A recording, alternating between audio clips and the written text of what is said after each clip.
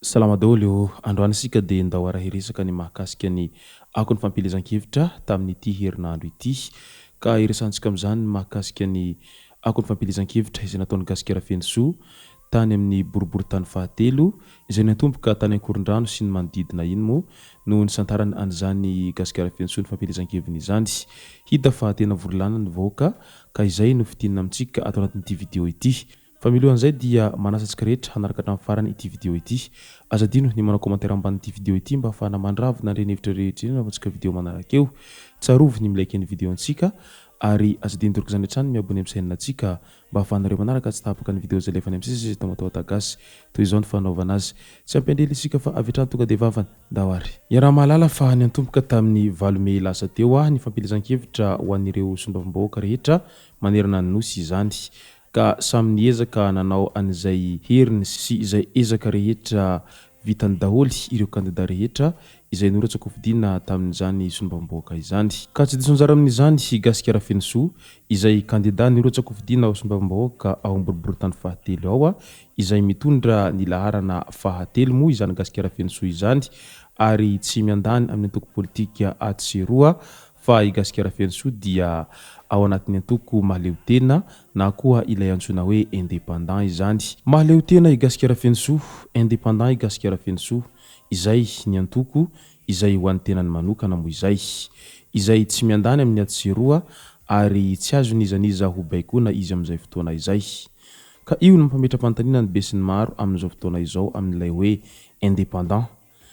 Nahoana i Gascar Fenosoa no nisafidy an'izay hoe handeha mitokana tsy handany amin'ny atseroa izay na koa ilay antsoina hoe nirotsaka amin'ny anaran'ny tenany manokana ilay hoe indépendant. Efa niezaka namaly an'izay fanontaniana izay ihany moa Gascar Fenosoa tao amin'ny pejiny tao efa herinandro lasa izay nanazava izy tamin'izany fa ny antony nisafidianany an'ilay antoko indépendant ho izy amin'izay mba tsy azo nizaniza ho baikona izy amin'ny fanehoany heviny sy ny fitondrany ireo hitetan'ny vahoaka sy ny maharary an'ireo vahoaka any fitondrana faratampony satria mantsy raha vao ny antoko politika matanjaka no mandrotsaka azy dia lasa voafehife sy voateritery izy amin'izay satria tsy maintsy hanaraka izay tiany antoko izay nandrotsaka azy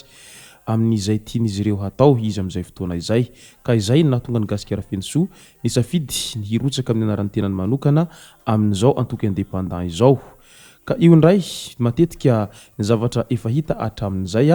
matetika ireo olona izay mirotsaka amin'ny anaran'ny tenany mitokana na koa ao anatin'izay antoko indépendant izay rehefa ela ny ela dia lasa mivadika ho azy miara-dalana amin'ny antoko amin'ny fitondrana moa araky ny efa hita hatramin'izay moa izany. Ka io no mahatonga ny be sy ny maro amin'izao mametra-panontaniana hoe sodehara mba ho tafiara-dalana amin'ny antoko izay amin'ny fitondrana ihany any aorinany i Gascar Fenosoa manoloana an'izao firotsahan-kofidiana amin'ny anaran'ny antoko indépendant izao. Io moa zany tsy voatery izay fa io zany ahiahy tsy mba havana ho fitenena izay ka izay ny ahiahin'ny be sy ny maro amin'izao fotoana izao. Etsy andanin'izay dia hita taratra ary hita tazana sahady fa tena vonina tanteraka i Gascar Fenosoa amin'izay firotsahan-kofidiana izay ao amboribory-tany fahatelo ao amin'izao fotoana izao.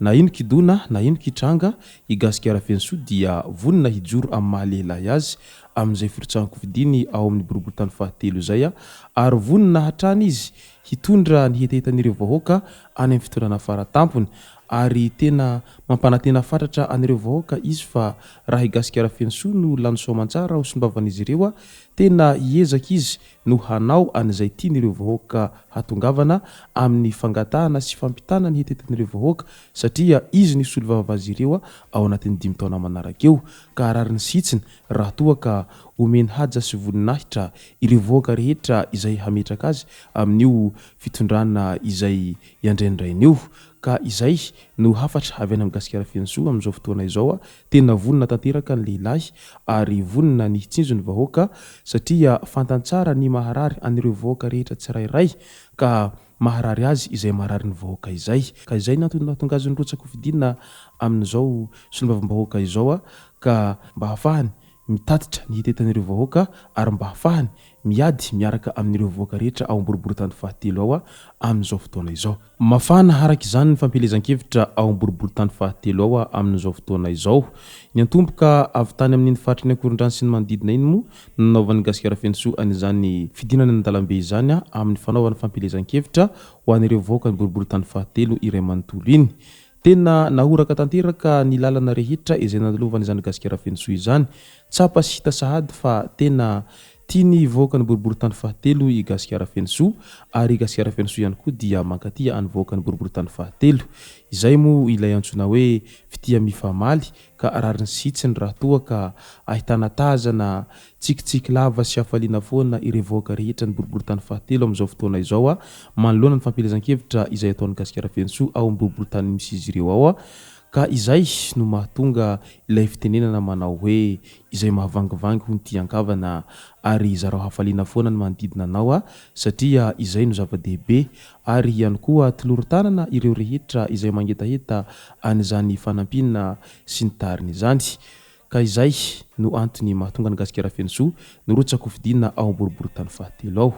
Tsy hoe manana ny ampy akory aho izy Gascar Fenosoa ary tsy ho tonga hizara ny koveta sy ny tariny aminareo aho fa kosa hitondra hizarantsika sy hafaliana ary hiaino ny hetetanareo rehetra mba hafahako mampita izany any fitondrana faratampony raha vantany vaolany soamantsara aho i Gascar Fenosoa hatrany raha naneho ny heviny tamin'ireo vahoaka ny boribory-tany fahatelo izay tonga marobe nanotrina azy. Na ny tanora moa izany tsy na ny ankizy kely indrindrandrindra fa ireo be antitra izay samy tsy nitsitsy aina fa tonga avy hatrany nanotrina an'izay kandida mamin'izy ireo izay. Araka ny fantatsika moa i Gascar Fenosoa dia isan'ny olona izay tia maneho hevitra izay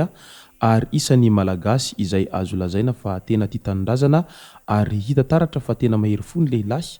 raha vantany vao nijery anireny fandaharana izay nataony tao amin'ny Real TV ireny isika hatramin'izay ka mandraky tiany androany. Sady mpanao gazety ny lehilahy no mpanentana tao amin'ny fandaharana invité du jour izay tao amin'ny Real TV io ka nanana ny traikefa maro dia maro izany asa fanaovan-gazety izany ka izay indrindra no nahatonga azy amin'izao fanapahan-keviny izao satria fonizy mbola mpanao gazety tao tsy midika hoe tsy mpanao gazety tsony izy amin'izao fa maro ireo fitarainana izay tonga ny ampototsofin'izy ireo ka izay no antony mahatonga azy fa fantany tsara ny maharary ny vahoaka ka hitondra ny hetetan'ireo vahoaka ireo no mahatonga azy hirotsaka fidina amin'izao fotoana izao io. Tsara ny mampafantatra araka izany fa tokony hifidy Gascar Fenosoa ireo vahoaka ny boribory-tany fahatelo ao amin'izao firotsahanko fidiny izao raha toa ka tena tian'izy ireo ny hahatongavany izay hetetan'izy ireo izay any fitondrana faratampony ary raha toa ka tena mangetaheta fatratra any fandrosoana sy fampandrosoana ny faritra izay misy izy ireo ao izy ireo dia Gascar Fenosoa no vahaolana satria no izy olona mahitsy fijery no sady malagasy tena tia tanindrazana ihany koa raha fahitantsika ny Gascar Fenosoa izay tsy vitan'izay fa olona manam-pahaizana izy ary ampitraikefa ary efa tena ao anatin'ny fahamatorana tanteraka raha izany Gascar Fenosoa izany amin'izao fotoana izao. Izay raha ny masaka azona roa sy tomboko lahy sy tomboko vavy misaotratsika rehetra nanaraka an'ity vidéo ity hatramin'ny farany. Aza dininy manao commentaire amban'ity vidéo ity mba afahana mandravana andreny hevitra rehetra navatsika vidéo manaraka eo. Tsaroviny milike ny vidéo antsika ary aza diny toraka izany hatrany miabone amin'ny chaîne antsika mba afahanareo manaraka tsy tapaka ny vidéo izay lefa any amin'ny sisy WATAWATA GASY. Tomboko lahy sy tomboko vavy mankasitraka dia mirary soa.